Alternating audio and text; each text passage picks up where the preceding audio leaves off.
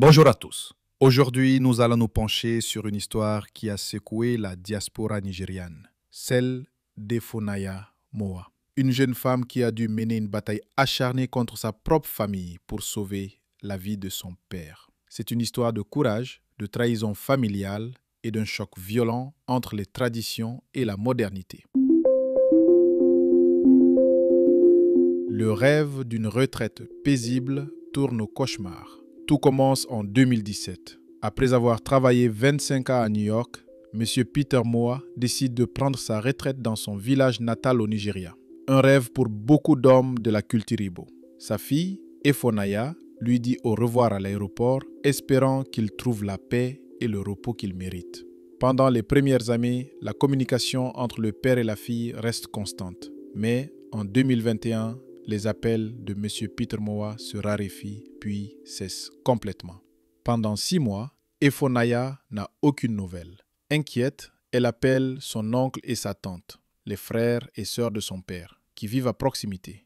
Leurs excuses sont vagues et constantes. Il dort, il est sorti, je te rappellerai. Pressentant que quelque chose de terrible se trame, Efonaya profite de vacances au Nigeria en 2022 pour se rendre sans prévenir dans son village. Ce qu'elle y découvre dépasse l'entendement, la confrontation et la macabre découverte. À son arrivée, elle est accueillie avec une hostilité extrême par son oncle et sa tante. Ils lui bloquent l'accès à la maison de son père, l'insultant, l'agressant physiquement et l'accusant d'être une prostituée. C'est un acte particulièrement grave dans la culture Igbo où une fille, Ada, a un droit d'accès inaliénable à la maison de son père. Face à sa détermination et avec l'intervention de la communauté locale, Efonaya parvient finalement à entrer. Dans une pièce sombre et nauséabonde, elle trouve son père dans un état proche de la mort. Allongé sur un matelas sale, malnutri, déshydraté, incapable de parler ou de bouger. Lui, qui recevait une pension mensuelle de 5 000 $ des États-Unis,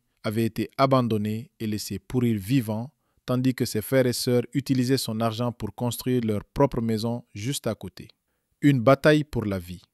S'ensuit une lutte acharnée. Les frères et sœurs tentent de cacher M. Peter, allant jusqu'à l'enlever au milieu de la nuit avec l'aide de militaires pour échapper à la justice communautaire. Efonaya, quant à elle, fait preuve d'un courage immense. Elle alerte l'ambassade américaine, son père étant citoyen américain, mobilise les chefs locaux et la police, et résiste aux menaces et aux intimidations, y compris de la part d'un autre oncle vivant en Amérique qui prétend avoir la procuration sur son frère. Ses frères et sœurs la poursuivent, même en justice, l'accusant d'être une chercheuse d'or venue pour dilapider la fortune de son père. Malgré tout, Efonaya réussit à faire hospitaliser son père, à obtenir de nouveaux passeports avec l'aide de l'ambassade et finalement à le ramener sain et sauf aux États-Unis. Les leçons d'une histoire tragique. Cette affaire met en lumière des problèmes culturels et sociaux profonds. La famille nucléaire avant tout. L'histoire expose une mentalité, encore présente dans certaines traditions, où les frères et sœurs d'un homme estiment avoir plus de droits sur ses biens que sa propre femme et ses enfants. La narratrice rappelle que légalement et moralement, la famille nucléaire, conjoint et enfants, prime sur la famille élargie. Un homme se doit de protéger sa famille en rédigeant un testament et en établissant des limites claires de son vivant. L'importance du lien parent-enfant. Le dévouement d'Efonaya n'est pas né de nulle part. Il est le fruit d'une relation solide et aimante que son père a entretenue avec elle au fil des ans. Ce lien a été son salut. La leçon est claire. Ne jamais abandonner ses enfants car on ne sait jamais lequel d'entre eux sera notre sauveur demain. La maison est là où se trouve la sécurité. Le désir de retourner à ses racines est puissant, mais il ne doit pas se faire au détriment de sa propre sécurité. Si le chez-soi devient un piège mortel, il cesse d'être un foyer. L'héritage le plus précieux est l'éducation.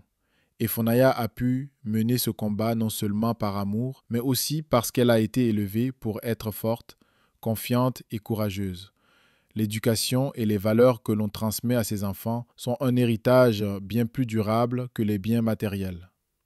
En conclusion, l'histoire d'Efonaya Moa est celle d'une héroïne moderne qui a affronté une trahison familiale odieuse pour sauver son père.